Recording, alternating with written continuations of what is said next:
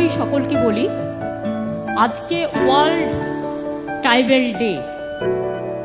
আপনারা যেমন ঝাড়গ্রামে উপস্থিত হয়েছেন, আমি নিজে ঝাড়গ্রামে এসেছি, কিন্তু আমাদের অন্যান্য সব জেলাতেও এইভাবে আদিবাসী দিবস হিসেবে পালন করা হচ্ছে, যেখানে সব জেলার আদিবাসী নেতারা এবং অন্যান্য সমাজের অন্যান্য নেতৃবৃন্দের উপস্থিতিতে সাংস্কৃতিক প্রোগ্রাম সহ বিভিন্ন ডিস্ট্রিবিউশনের মাধ্যমে আজকের এই 9ই আগস্ট পালন করা হচ্ছে।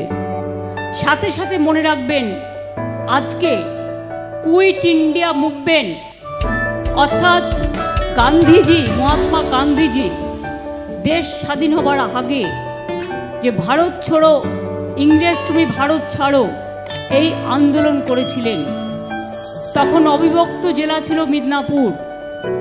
মিদনাপুর জেলায় অনেক মানুষ স্বাধীনতা সংগ্রামে অংশ নিয়েছেন। এটা স্বাধীনতার মাটি।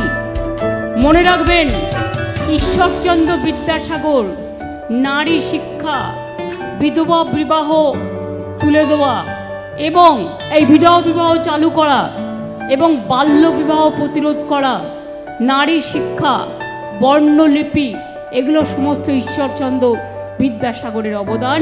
তিনিও, তার বাড়িও অবস্থিত মিদনাপুর পশ্চিমের ঘাটালে, যা অবিভক্ত মিদনাপুরে ছিল। ভারতবর্ষ স্বাধীন হওয়ার আগে 3টে জায়গায় স্বাধীন ভারত ঘোষণা হয়েছিল, স্বাধীন ভারত সরকার। তার মধ্যে তাম্রলিপ্ত তমলুক মিদনাপুরে একটা, মহারাষ্ট্রের সাতারা একটা, আর উত্তরপ্রদেশের বালিয়া একটা।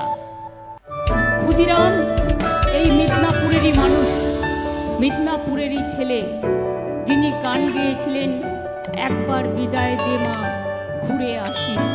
আজকে ঝাড়গ্রাম জেলায় প্রায় 247 কোটি 26 লক্ষ টাকার 454টি প্রকল্পের উদ্বোধন ও শিলান্যাস হল।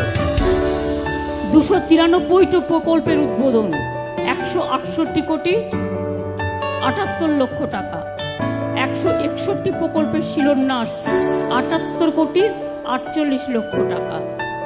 দেখলেন নতুন ঝাড়গ্রামে মহকুমা ভবন হয়েছে, এটা 50 কোটি টাকা খরচ হয়েছে। তারপরে পুরুলিয়ায় মানবাজার ঝালদা যে মহকুমা অফিস, তার জন্য 15 কোটি টাকা করে খরচ হয়েছে। মনে রাখবেন, কেশিয়ারি কুলবনি 14 কিলোমিটার রাস্তা, তার জন্য 22 কোটি 12 লক্ষ টাকা খরচ হয়েছে। এবং এছাড়াও মনে রাখবেন, আমরা আদিবাসী গুণীজন কৃতি মানুষদের সম্বর্ধনা দিই। হুল দিবসেও ছুটি ঘোষণা করা হয়েছে, পবিত্র করম পুজোতেও স্টেট হলিডে ঘোষণা করা হয়েছে।